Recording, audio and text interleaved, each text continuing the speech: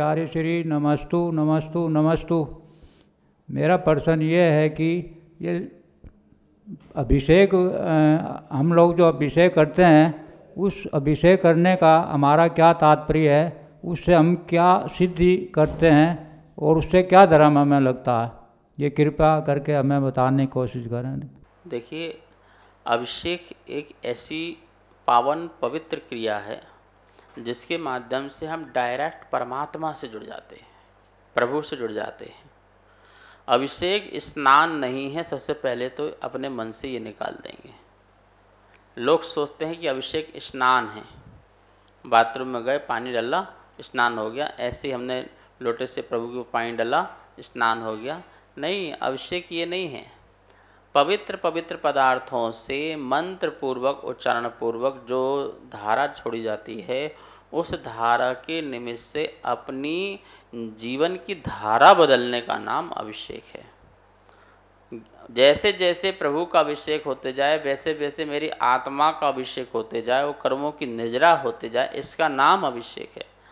जैसे जल आदि जो पवित्र वस्तुएं हैं, वो जिसको भी स्पर्श करती हैं उस वस्तु को पवित्र कर देती हैं, ऐसे ही प्रभु का अभिषेक मेरी आत्मा को पवित्र करे।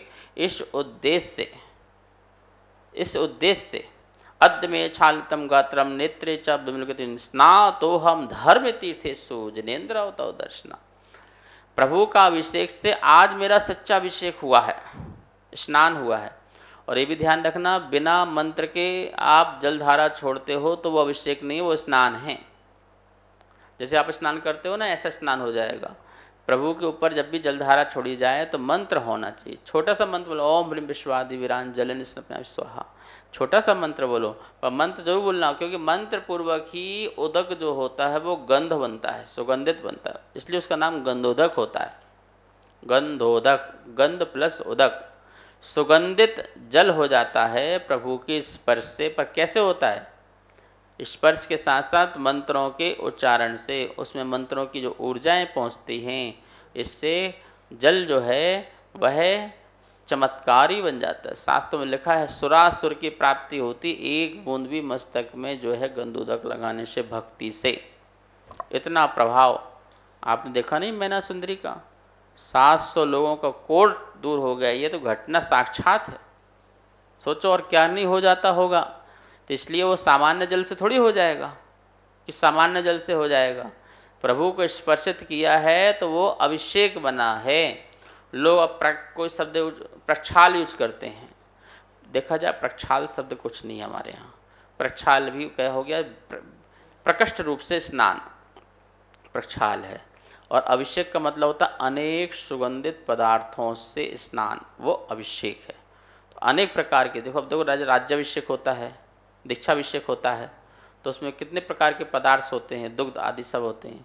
उसको ऐसे ही प्रभु की प्रतिमा का, जिनबिंब का पदार्थों से अभिषेक होता है, वो अभिषेक कहलाता है। और उसे ही हमें करना चाहिए। हमारी आत्मविशुद्धि बढ़ती है, हमारा आत्म धर्म बढ़ता है और प्रभु से हमारी लगन भी लगती है।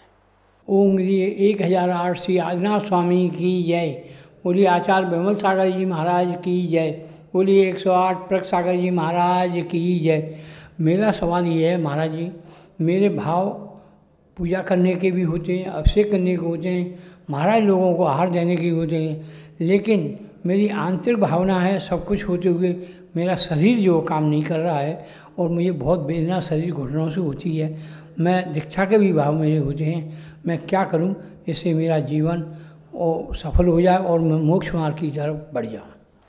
भाव पूजा करने के भाव और द्रव्य पूजा करने के भाव, देखिए दोनों ही भाव होना चाहिए। मात्र भाव से काम नहीं चलता, मात्र द्रव्य से काम नहीं चलता है। जब दोनों ही मिलते हैं, द्रव्य और भाव, तो और भी ज़्यादा असंख्यात गुणी कर्मों की निर्जरा होती है।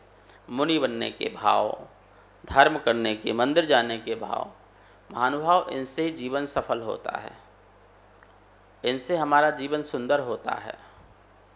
और भाव धारण करने की सार्थकता होती है यदि हम भगवान की पूजा करें, स्तुति करें, गुणगान करें और अपने जीवन में संयम को धारण करें। संयम ही जीवन है, बाकी तो क्या है, मृत्यु है। हर पल मृत्यु हो रही है, हर श्वास में मृत्यु हो रही है, असंयम अवस्था में हो रही है। मरते हैं वो तो पूरी मृत्यु है, पूर्ण मृत्यु है। आयु समाप्त होती है वो पूर्ण मृत्यु है, और एक एक श्वास कम हो रही है वो एक एक समय की मृत्यु है। तो क्या वो एक एक समय की मृत्यु हमारी असंयम से, प्रभु की अभक्ति से हो रही है क्या? नहीं, प्रभु की भक्ति से और संयम से ही हमारा जो है प्रति समय का मरण होना चाहिए, तब जाकर के इस जीवन और सफल सार्थक होता है। हम सोचते अरे अंत अवस्था में कर लेंगे, अरे हर श्वास अंत अवस्था है। हर श्वास क्या है, मृत्यु का एक एक दिन घटना है। इसलिए अपने सफल जीवन करने के लिए हमें संयम, साधना, प्रभु की आराधना से जुड़ना चाहिए। नमस्ते महाराज जी। महाराज जी, मेरा प्रश्न है कि क्या इस जन्म में मोक्ष हो सकता है या और जन्म लेने पड़ेंगे? इस भाव से मोक्ष की प्राप्ति, देखिए जहाँ हम रह रहे हैं यहाँ पंचम काल चल रहा है। पंचम काल में हीन संगनन है, उत्तम द्रव्य, उत्तम क्षेत्र, उत्तम काल और उत्तम भाव का अभाव है। इसलिए इस काल से यहाँ से मोक्ष नहीं होता है। मोक्ष के लिए उत्तम द्रव्य मतलब ब्रज वृषभ नारायण संगनन शरीर चाहिए।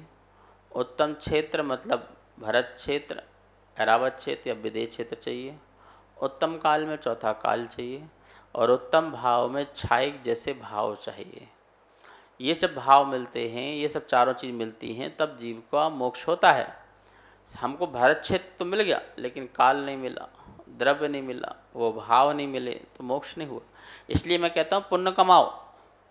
पुण्य कमाओगे तो ये चारों चीज़ की प्राप्ति होगी, साधन मिलेंगे और मोक्ष की प्राप्ति भी हो जाएगी।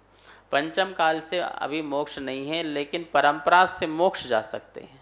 सुनो भैया, टिकट तो कटा ही सकते हो।